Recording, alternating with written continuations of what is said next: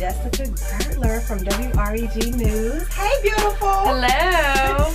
When I first saw you in the office, the iHeart office, I was like, you're even more gorgeous in person. You're so sweet. You are, though. You're so you are. And I've always been a big fan of your work on Thank WREG. you. That means a lot. Do you like working there? I do. I love it. I do. really do. When I started there, I started with like a plan, of 2 years and then move on to the next. But I just love it. So I enjoy the environment. I love Memphis. And so right now I'm here. I am. Now, I know that you're originally from California. Yeah. What part? San Francisco, Bay Area. San Fran. Yeah, so I was born there and then lived there through middle school. And then That's a lot of time. Yeah, and then my brother and my whole mom's side of the family still lives out there. And so we moved out. My dad worked in the music industry and then got moved. Yeah, he got transferred to Tennessee. And I was thinking, at that point, I'm like, where's Tennessee? Where are we going? Right, it's like so far. Like, I don't want to go. That's so far away. And I remember my mom going, well, don't worry, there's 4 seasons out there. Although right now I'm not seeing it. But right, it's still hot as hell right now. But I mean, they were trying to sell me and all this different stuff, and so, we packed our bags and moved out to Tennessee. So it was, so different when you first get here. I mean, in a good way. I mean, everyone is so sweet and they talk to you, and I mean, even from like unsweet tea to sweet tea. Exactly. There's like changes like that, but I mean, it was an adjustment too. Okay. So you were in San Francisco up until middle school, and then you all moved to Nashville, right? Yeah. So you said your dad was in the music industry. Yeah. So he worked for Sony Music, and then and then he got transferred to country, and so that's what brought us out to. Yeah. So we moved out there. Okay. Did you think like these people have a southern drawl, like it was very slow, like it wasn't like that? Well, my dad, before we moved, my dad was like, well, I'm just going to tell you, they all wear potato sacks and, like joking. And so when I went in on my first day of school, I was like, oh God, who are these people? Everyone's normal. I mean, it was like the same thing. The only difference was, in San Francisco, there's so many cultures. So, I mean, I had every kind of culture in my class, like all backgrounds. And then I remember moving to Nashville, and it wasn't like that in my classroom. So that was the only thing I vividly remember that was different. So, but I mean, other than that, the people were the same. They just talked a little bit slower. Yeah, but now I'm picking up on it, so I'm good. You graduated, and you said, what, I'm going to UT Knoxville? Yeah. You already knew that you wanted to go there, or so in high school, I met a girl, and her whole family was like a big UT family, and so they took me up for a game, and I loved it. Like I liked the vibe and the energy, and so from there I decided to go there, especially because it's such a close drive from Nashville, so why not? But I enjoyed Knoxville. Oh my God. So what was your interest in journalism while being a student at UT Knox? What kind of drove you to that? Well, so I always loved writing and telling stories, and I think it's so cool to tell stories of the voiceless and helping them, find the solution to the problem that they're going through. But I actually started out and I wanted to be a magazine writer or print. But, that's kind of like a dying. Yeah, it's now. Dying. I mean, everything's going online. And so I remember I did an internship at CMT, and everything I loved about it was more broadcast. So I remember, and it was my senior year, so I went to my professor at the time, and I said, I don't know what to do. Like, did I just waste 3.5 years of college?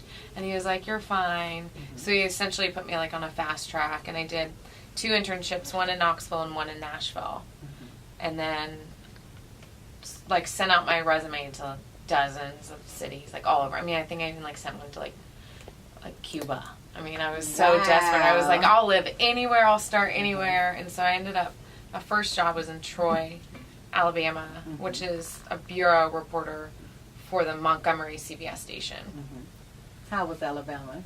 That was like another eye-opening level. Really? Yeah, I mean, it's like, I essentially like grew up in a bubble, you know, of Nashville, and like, so I remember, and even Knoxville too. Like you're in your little college bubble, and so that was the first time I like lived by myself. I didn't know anyone, in a whole new part of the country, and so it was very eye-opening. I know it was. Alabama a little different now. And then I stayed there for about a year, and then I moved to Montgomery, which was so cool because that was like a whole nother like eye-opening experience living in Montgomery.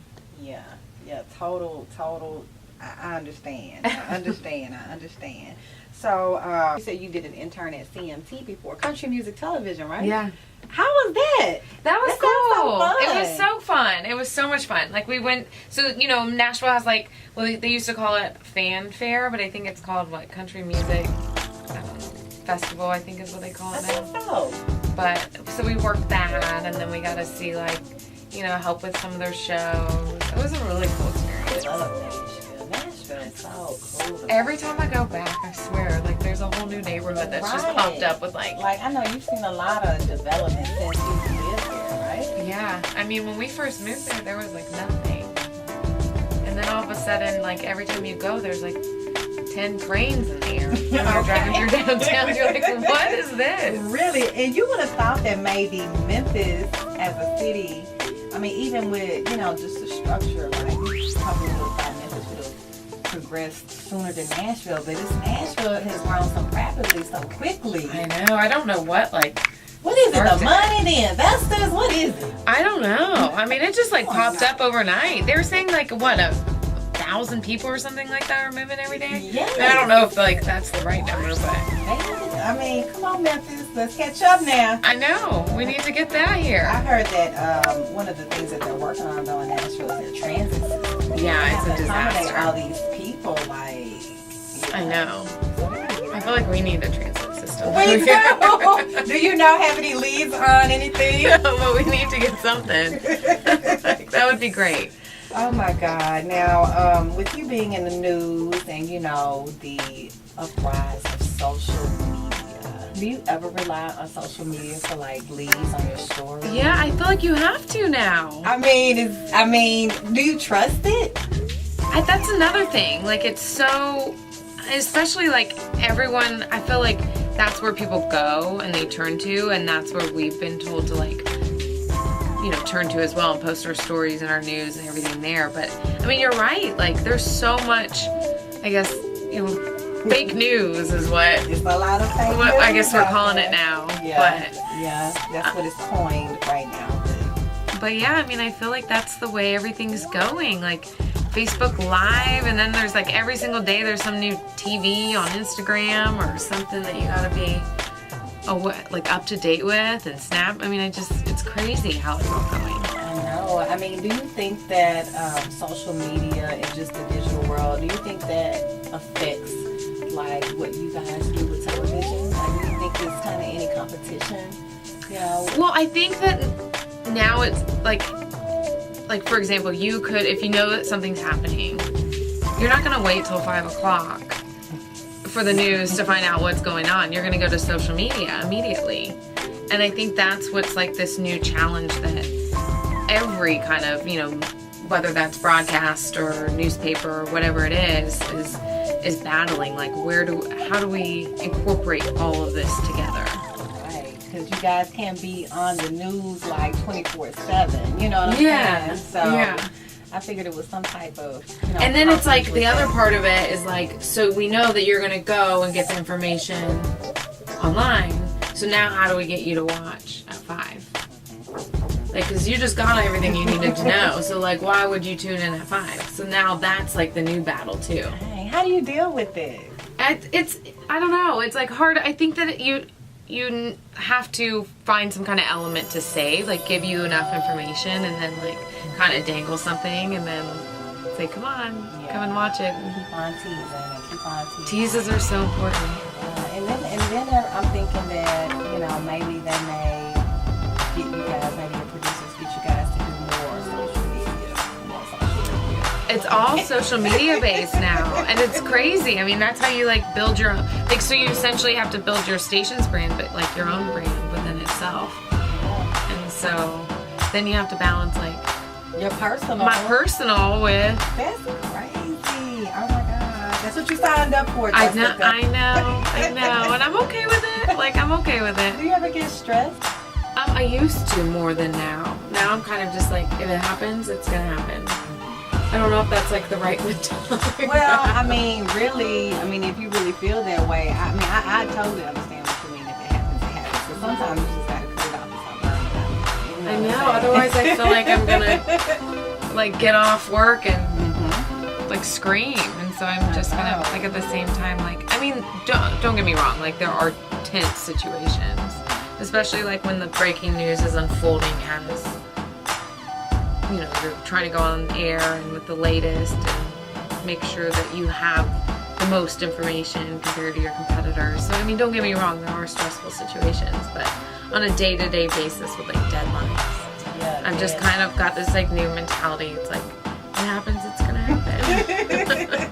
Now, have you ever been in like a situation where, like you were talking about breaking news, where maybe a hostile situation? Have you ever felt uncomfortable during a breaking news type situation? For sure. We've been in situations before where there's like, especially like live shots. Like, there was one time I was at 201 Poplar, and right before they were supposed to take me, we saw like this guy back up and start speeding down.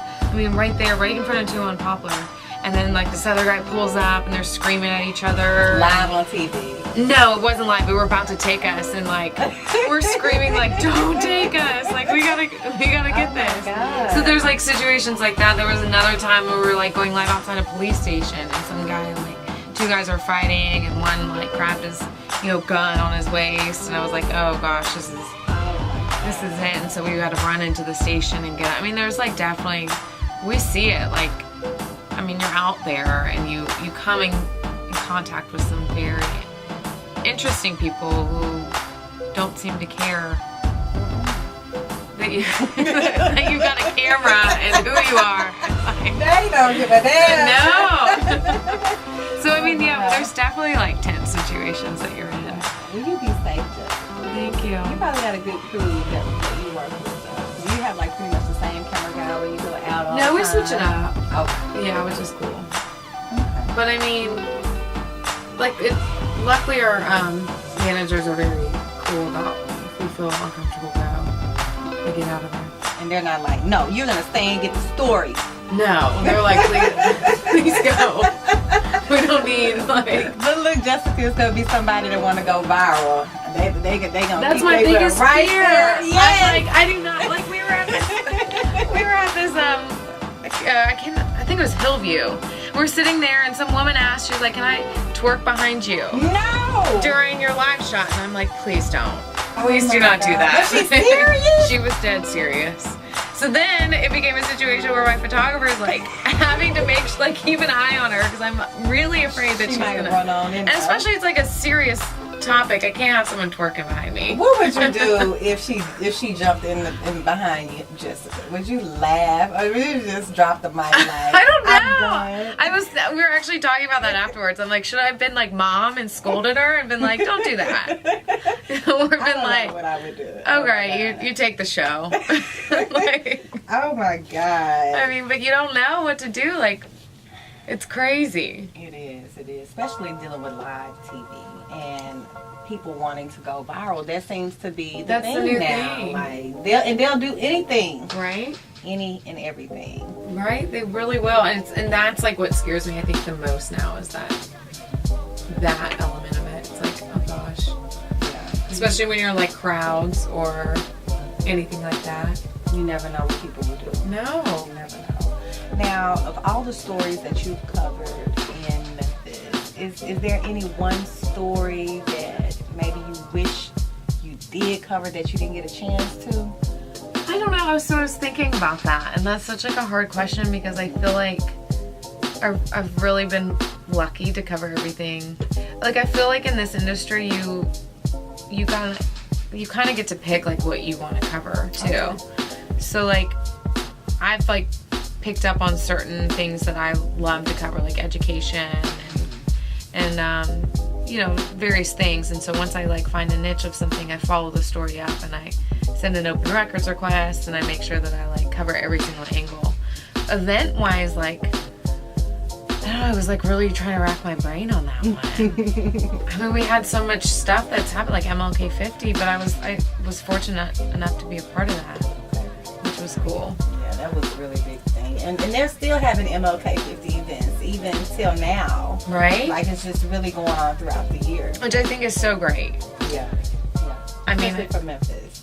Yeah, I think that was like a cool event for for people to see on a national level. Right. Like this is where we are, and like we're growing. We still got a way to go, but I don't know. It was a cool thing to see and witness. Yeah. And then Al Green at the end. Yeah.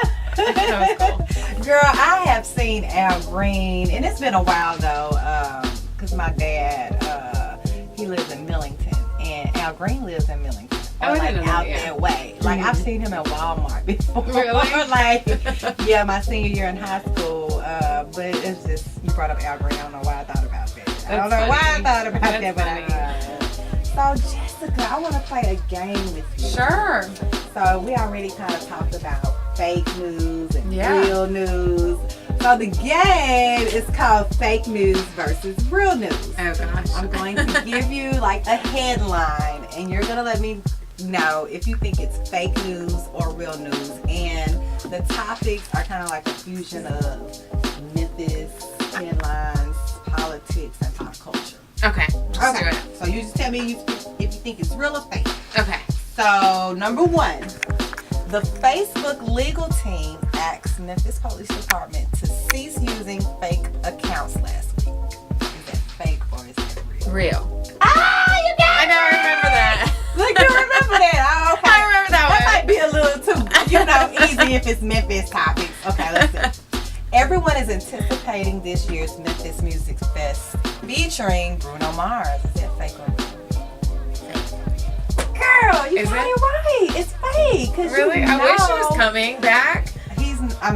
But he's not in Memphis Music Fest. You got that right. But, that's this weekend. I know. Are you going? I don't know, because I'm on the we have fence, one too. on the river. I know. That's another one. Do you have tickets? No. I need to go, though. I need to find out. Yes. Have you been before? No, and because I'm always out of town every year when they have it. But you're here this weekend. Mm-hmm. Girl. And that's going to be a big thing because I'm a big Nas fan. But I think he's going to be there on Sunday. Sunday? Yeah. They always do that. They always put the good people on Sunday, and then it's like, how am I supposed to function on Monday? Like, Monday's already hard enough. I know, right? I think Post Malone is performing after Nas, but on Saturday night, Janelle Monáe is performing. I've been wanting to see her. I kind of want to see the Royal Radio tribute too, but we'll see. But you got it right. You got it. But I don't know, like, have you been out? Did you go last year? Mm-hmm. I haven't been. I just want to know what, like, the vibe is out there. I haven't been. Because it's, like, so, far away from everything. Like, downtown is, like, cool because you can leave and come back, and it rains every year. It's no rain this year. Girl, it's going to be hot as hell. I know, which is another reason. But we're going to find out this year how Memphis Music Fest is. Okay, number 3. The first photos of Cardi B's daughter, Culture, were leaked online today by paparazzi. Is that fake or today? real? I'm gonna say fake. Wrong. It's real. I gotta get on now. Get on your Twitter and search Cardi B Culture. Oh man, I can't believe I missed that. She was minding her business on the like, it looks like a ledge or maybe a studio apartment or something. Yeah. It looks like she was with her nanny. The nanny was holding the baby. Oh. And Cardi B was like taking pictures with her phone of her baby. Baby, paparazzi zoomed on in and got them pictures. She looks just like Cardi. Is like she I don't cute? see any. Yeah. I didn't see I got to see a close up though. But she looks I need like a closer. Cardi. I need a clear, cause but I didn't see any Offset, like her husband or whatever. I couldn't That's see just none like of a him. He might not be the mess, baby I know. daddy. He might not be the daddy. You don't think so? Oh, great. Wow. Well, Jessica, I have really enjoyed you for episode 38 of Verbally Thank you for Effective. having me. You are so sweet. You are too. Like, I can really hang out with you in Midtown. Yeah, we gotta go get vodka and tacos. Vodka and tacos. We gotta do that soon. Now, how can everybody watch you on television for my audience that may not know? So I'm usually on at 5 and 6 on News Channel 3. On Channel 3. And your Twitter handle is what? What is it? Oh my gosh. Oh Jay my Gertler. God. I know. Jay Jay Gertler? Gertler _WREG3. Okay. Jay Gertler. Y'all I follow changed my it. That's why I was like, I don't know. Follow Or Miss Facebook. Jessica Gertler. Or you're on Facebook too. I have to add you on Facebook as well. Yes. But thank you so much for coming. You know, I'll be tuning in every evening as always. I love on Channel it. 3. And thank you so much once again for coming to episode 38 of Verbally Effective. Thank you, Jessica. Thank you. Please hang up and try again.